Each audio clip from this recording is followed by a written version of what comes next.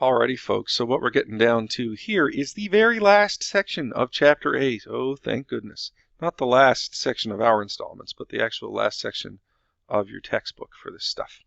So we're looking at modeling 3D objects to scale. All right. So this is installment 1.6, and of course we're in Chapter 8, Section 8.5, Unit 9. Now, we already modeled 2D objects to scale, and when we did that, we had to spend a fair bit of time learning all about scale factors in context, and how we use them to find missing dimensions. And then after we did all that, we went into the ideas of areas. So when we do three-dimensional objects, the beginnings are the same, okay? It's important that we think about a scale factor as a linear scale factor, okay? So if I want to take one dimension from a three-dimensional image and compare it to a similar dimension from a three-dimensional object that it's meant to represent, then we will have that proportionality, a direct proportionality. So the scale factor will just be k that we use in our multiplication and division.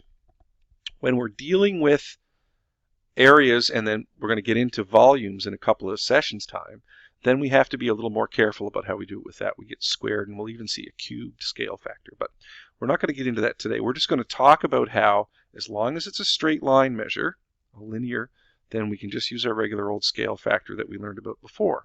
So this is a diagram that we used when we talked about two-dimensional objects. So we notice that the length of this object was 5 in the original, and we scaled it down to a length of 3. So 3/5 was our scale factor. Well, let's say that we were modeling a three-dimensional object. And let's say that the length of this boat all the way along its deck from bow to stern was the original boat, I don't know, let's say 8 meters. It's a pretty big boat. Then the length of the model down here, let's say this one was, I don't know, 50 centimeters or something, okay? So then let's say we wanted to figure out what the scale factor is. It's the same formula we always had. As long as we're comparing apples to apples, linear measurement to linear measurement, we're okay. So our scale factor is going to be 50 centimeters, which I think is 0.5 meters, divided by 8 meters, which is a ratio of 1 to 16. So that would be our scale factor. Okay? Speaking of boats and ratios of 1 to 16, it says Greg builds a model of a boat using a 1/16 scale factor. If the actual boat has a mast that is 4.3 meters tall, how tall in centimeters should the mast be on the model? Okay, so let's see. Our image is just equal to our scale factor multiplied by our actual.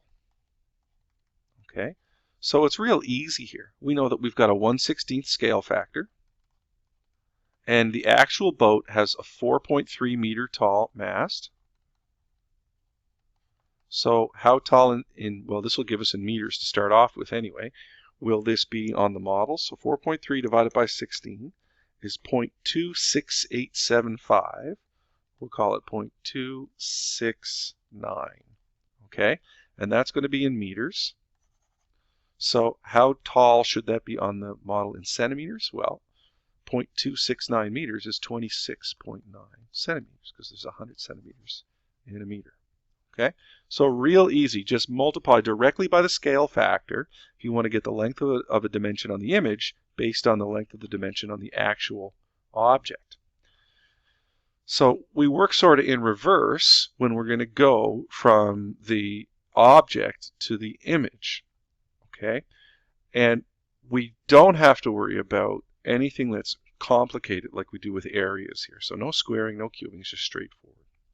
Second example, a giant squid nerve cell, ugh, it's disgusting, is never liked biology much, is 0.8 millimeters in length. Okay, so we're starting off with something that's 0.8 millimeters in length, and we're going to scale it up, probably, if it's a little thing like a nerve cell, to be big enough for people to see it and study it. Something that's 50 centimeters long.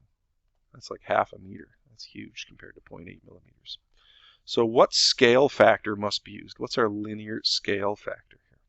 Okay, so our scale factor K is just going to be, remember, it's image. It's all about image, folks, over actual. And in this case, Our image is 50 centimeters. Okay.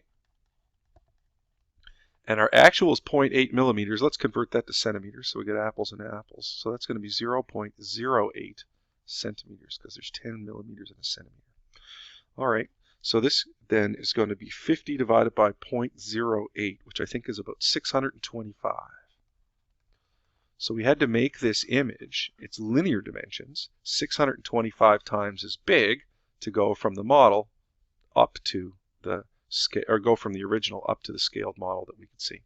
So all this is stuff that we've learned before. Scale factors are used to compare a scale diagram to the original that it represents, and the formula for scale factor is given. All this stuff is the same. So to find a missing dimension on the object, multiply by the scale factor the corresponding dimension on the image. To find it on the image, we multiply the dimension on the object by the scale factor. To find the dimension on the actual object, we would divide this by the scale factor, what we started with from the image. Okay, so the scale factor formula can be used to calculate scale factor given a similar dimension on both an original and its image. And remember, always work in consistent units with your scale factors. Okay, hopefully that's helpful. We'll do some practice questions next.